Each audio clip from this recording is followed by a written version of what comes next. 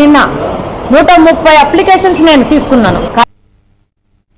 బాపట్ల జిల్లాలో క్రైస్తవ సంఘాల ఆధ్వర్యంలో క్రైస్తవ ఆస్తుల పరిరక్షణ కోసం ప్రత్యేక కమిటీ ఏర్పాట్లు చేసినట్టు సాల్వేషన్ ఆర్మీ చర్చికు చెందిన మణిభూషణ్ తెలిపారు.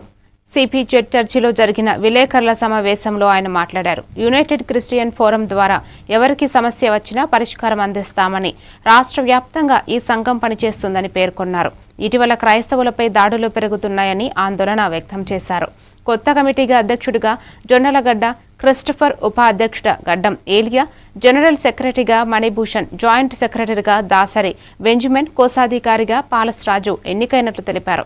ఈ కార్యక్రమంలో కమిటీ సభ్యులు పాల్గొన్నారు. జరిగింది వారు సిపిజెడ్ చర్చ్ సంబంధించినటువంటి వారు. అదేవిధంగా జనరల్ సెక్రటరీగా గేరా మణిభూషణ్, ఆయన సాల్వేషన్ ఆర్మీ సంబంధించినటువంటి చర్చ్ మెంబరు, ఆయన ఏర్పాటు చేసుకోవడం జరిగింది. ఆ తర్వాత ఇండిపెండెంట్ చర్చ్ వీరిని ఏర్పాటు చేసుకోవడం జరిగింది.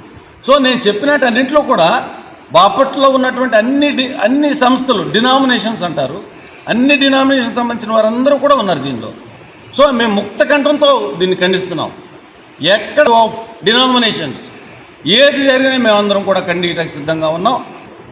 ఒక కమిటీని ఏర్పాటు చేసుకోవటం జరిగింది.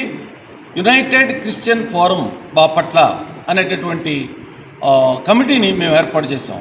ఈ కమిటీ యొక్క ముఖ్య ఉద్దేశం ఏంటంటే, మాకున్నటువంటి కానీ అవి ఆక్రమించుకోవడం జరుగుతుంది, వీళ్ళని పక్కన రొట్టేయడం జరుగుతుంది.